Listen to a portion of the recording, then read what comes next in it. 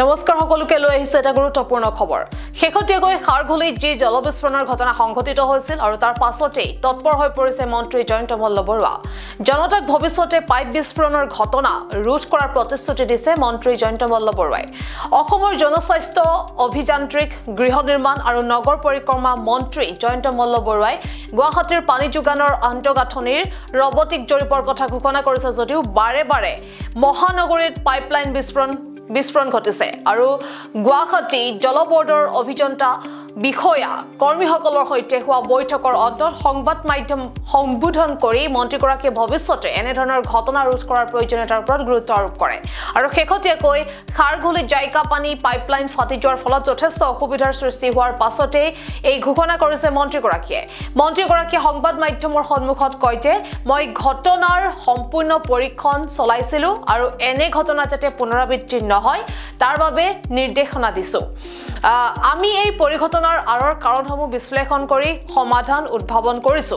লগতে মন্ত্ৰীগৰাকীয়ে উল্লেখ কৰে যে 2015 চনৰ বানপানীৰ পূৰ্বে সৰ্বাধিক সংখ্যক পাইপলাইন স্থাপন কৰা হৈছিল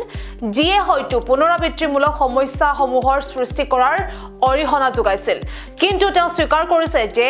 সেই সময়ছোৱাত নিৰীক্ষণ আৰু পৰিচালনা ব্যৱস্থা সম্পৰ্কীয় সবিশেষ অস্পষ্ট হৈ আছে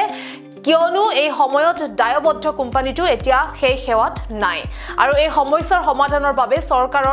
চৰকাৰে ৰামছা পাহাৰৰ মূল পানী লাইনত ৰবটিক জৰীপ কৰাৰ লগতে মূল সংবহন লাইনৰ জৰীপ চলোৱাৰ পৰিকল্পনা কৰিছে আৰু ব্যৱস্থাত কিছু ভুল আছে বুলি আমি সন্দেহ কৰিছো আৰু এনে ঘটনা পুনৰ সংঘটিত নহবৰ বাবে এইবোৰ শুধৰণি কৰিবলৈ প্ৰতিশ্ৰুতিবদ্ধ হৈছো এনেদৰে এতিয়া আশ্বাস প্ৰদান কৰিছে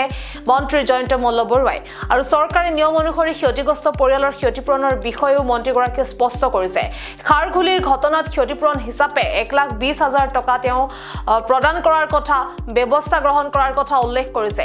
লগতে তেওঁ কয় যে ন্যায্যতা নিশ্চিত কৰিবলৈ নিয়মসমূহ কঠোৰ কৰা হ'ব আৰু আমি প্ৰভাৱিতসকলক সম্পূৰ্ণৰূপে ক্ষতিপূৰণ দিবলৈ সাজু আৰু গুৱাহাটী জল আন্তঃগাঁথনিৰ ওপৰত জনসাধাৰণৰ আস্থা ঘূৰাই অনা আৰু ভৱিষ্যতে হোৱা দুৰ্ঘটনা ৰোধ কৰিবৰ বাবে মন্ত্ৰীগৰাকীয়ে এই সক্ৰিয় পদক্ষেপ গ্ৰহণ কৰিছে আজি আমি জল বৰ্ডৰ বিষয়া অভিযন্তা বা ইয়াৰ যিখিনি কৰ্মচাৰী আছিল সকলোৰে লগত আমি এটা আলোচনা কৰিলোঁ যোৱা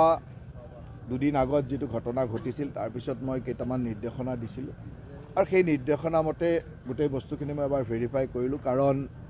এনেকুৱা ঘটনা যেহেতু দুবাৰকৈ ঘটিলে যাতে ভৱিষ্যতলৈ ঘটিব নোৱাৰে তাৰ কাৰণে আমাৰ কৰণীয় কি হ'ব পাৰে আৰু সেই ঘটনা ঘটাৰ কাৰণটোনো কি আৰু ইয়াত বেছিভাগ কথা এনেকুৱা দেখা যায় যে 2015-16 চনত বা 16 চনৰ আগত তেনেকুৱা সময়ত মেক্সিমাম পাইপ লেইং যি সময় হৈছিলে সেই পাইপবিলাকতে মানে এনেকুৱা ধৰণৰ ঘটনাবিলাক ঘটি আছে আৰু সেই পাইপ লেইঙৰ সময়ত কি ধৰণৰ ব্যৱস্থা আছিল কোনে মনিটৰিং কৰিছিল ইত্যাদি কথাবিলাক চাইছিলোঁ কিন্তু দুৰ্ভাগ্যবশতঃ বেছিভাগ তথ্যই আমাৰ ওচৰত নাই কাৰণ সেই সময়ত যি কোম্পানী বা যি PMCয়ে কাম কৰিছিল তেওঁলোক আজি ইয়াত কাম কৰি থকা নাই বেলেগ মানুহ আহিছে গতিকে তেওঁলোকৰ মানে বেয়া কামৰ কাৰণে তেওঁলোকক আঁতৰাই দিব লগা হৈছিল গতিকে মেক্সিমাম তথ্যই আমাৰ ওচৰত নাই সেইকাৰণে আমি কিছুমান বস্তু নতুনকৈ চাব লগা হৈছে এতিয়া যিটো ট্ৰেন্সমিশ্যন লাইনত আমাৰ এনেকুৱা ধৰণৰ ইনচিডেণ্ট দুবাৰকৈ ঘটিলে সেই ট্ৰেন্সমিশ্যন লাইন মানে ক্লে ৱাটাৰ লাইনটোত আমি এতিয়া ৰবটিক ছাৰ্ভে এটা কৰিব বিচাৰিছোঁ যি ৰবটিক ছাৰ্ভেৰে আমি ক'ত গণ্ডগোল আছে সেইটো ধৰিব পাৰিম এইটো IIT এটা এডভাইচ কৰিছিল আৰু সেইমতে আমি ৰবটিক ছাৰ্ভে এই মাহৰ ভিতৰতে কৰাৰ পৰিকল্পনা কৰিছোঁ যে জানুৱাৰী মাহৰ ভিতৰত আমাৰ যিটো ইয়াৰ পৰা পাম্পিং কৰি যিটো ৰামছা হিললৈ যিটো মেইন ক্লে ৱাটাৰ লাইন এই লাইনটোত আমি এটা ৰবটিক ছাৰ্ভে কৰিম ক'ৰবাত জইনত ক'ৰবাত মানে য'ত জ্বালাই কৰিব লাগিছিল এনেকুৱা ঘটনাবিলাকৰ বা ক'ৰবাত কিবা অসুবিধা আছে নেকি এই ছাৰ্ভেটো কৰাৰ লগে লগে আমি গম পাম তেনেকুৱা কিবা অসুবিধা থাকিলে আৰু সেইমতে আমি পৰিকল্পনা কৰিব লাগিব ঠিক তেনেদৰে আমাৰ যিটো মেইন ট্ৰেন্সমিশ্যন লাইন এই ট্ৰেন্সমিশ্যন লাইনখিনিতো আমি মাৰ্চ মাহৰ ভিতৰত কমপ্লিট কৰি তাৰ লগত গোটেই হাইড্ৰলজিকেল টেষ্ট ইত্যাদি কৰাৰো কথাখিনি মই ইয়াতে নিৰ্দেশনা দিছোঁ আৰু আমাৰ লক্ষ্যটো থাকিব যাতে বহাগ বিহুৰ সময়ত আমি গুৱাহাটীবাসী ৰাইজক যি ধৰণে কৈছিলোঁ সেই ধৰণে গুৱাহাটীবাসী ৰাইজক পানী দিয়াৰ ব্যৱস্থালৈ যাব পাৰোঁ নেকি তাৰ কাৰণে আমি এটা ৱৰ্কচাৰ্ট বনাবলৈ দিছোঁ যে কোনটো টাইমত কোনটো কাম হৈ গৈ থাকিব আৰু তাত য'ত অসুবিধা আছিল এই গোটেই কথাখিনি আমি বিভাগীয় অভিযন্তা আমাৰ PMC বা কণ্ট্ৰেক্টৰসকল তেওঁলোকক নিৰ্দেশনা দিছোঁ মই ভাবোঁ যে কিছুতো খেলি মেলি হৈছিলে যাৰ কাৰণে এই ধৰণৰ অসুবিধাবিলাক হৈছে ভৱিষ্যতে যাতে হ'ব নোৱাৰে তাৰ কাৰণে এটা ব্যৱস্থা কৰাৰ চেষ্টা কৰিছোঁ ক্ষতিপূৰণ সদায় চৰকাৰী এটা নিয়ম মাফিক হয় DDMৰ যিখন নিয়ম আছে সেই নিয়ম মতে কাৰোবাৰ যদি অকল কাপোৰখিনি নষ্ট হয় তেওঁ 2,500 টকা পাব